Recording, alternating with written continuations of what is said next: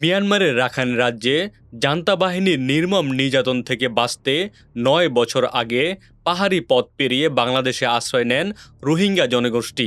জাতিসংঘ শরণার্থী সংস্থার হিসাব অনুযায়ী বর্তমানে বাংলাদেশে বলপূর্বক বাস্তুচ্যুত হয়ে এই রোহিঙ্গা জনগোষ্ঠীর সংখ্যা এখন ১২ লাখেরও বেশি। মিয়ানমার সেনাবাহিনী ও সশস্ত্র বিদ্রোহী গোষ্ঠী আরাকান আর্মির চলমান তুমুল সংঘাতের কারণে গত ২.৫ বছরে আরও ২ লাখেরও বেশি রোহিঙ্গা নতুন করে অনুপ্রবেশ করেছে।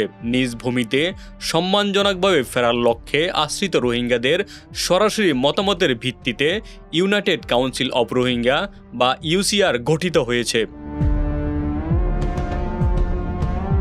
শরণার্থী ত্রাণ ও প্রত্যাবাসন কমিশনারের অনুমতিক্রমে কক্সবাজারের ৩৩টি ক্যাম্পে বিভিন্ন শ্রেণীর ভোটারদের নিয়ে এই প্রতিনিধিবৃন্দ নির্বাচিত হন। ইউসিআর বর্তমানে ক্যাম্পগুলোতে স্থিতিশীলতা বজায় রাখতে এবং টেকসই প্রত্যাবাসন নিশ্চিত করার লক্ষ্যে একটি সমন্বিত প্ল্যাটফর্ম হিসেবে ভূমিকা রাখছে। রোহিঙ্গা প্রতিনিধিরা বাংলাদেশের মানবিক আশ্রয়ের প্রতি কৃতজ্ঞতা জানিয়ে বলেছেন যে মিয়ানমারের সম্মানজনক প্রত্যাবাসনই তাদের একমাত্র স্থায়ী সমাধান। বিপুল এই শরণার্থী জনগোষ্ঠীর অবস্থানের কারণে কক্সবাজারের উখিয়া ও টেকনাফের স্থানীয় অধিবাসীরা নানা ধরনের সামাজিক ও প্রশাসনিক সমস্যার মুখোমুখি হচ্ছেন।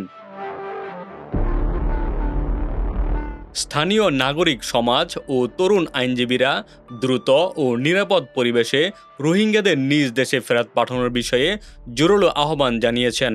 এদিকে রাখাইন রাজ্যের ১৭টির মধ্যে ১৪টি এলাকা আরাকান আর্মির দখলে চলে যাওয়ায় এবং জান্তা বাহিনীর হামলায় এই অঞ্চলে সশস্ত্র সংঘাত ক্রমশ দীর্ঘতর হচ্ছে।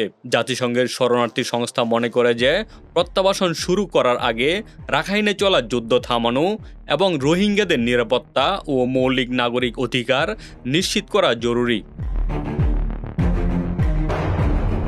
আন্তর্জাতিক সংস্থাটি আরও জানায় যে প্রত্যাবাসনের সব শর্ত তৈরি হতে আরও কয়েক বছর লাগতে পারে। তাই বাংলাদেশের জন্য একটি দীর্ঘমেয়াদী জাতীয় শরণার্থী নীতিমালা দরকার।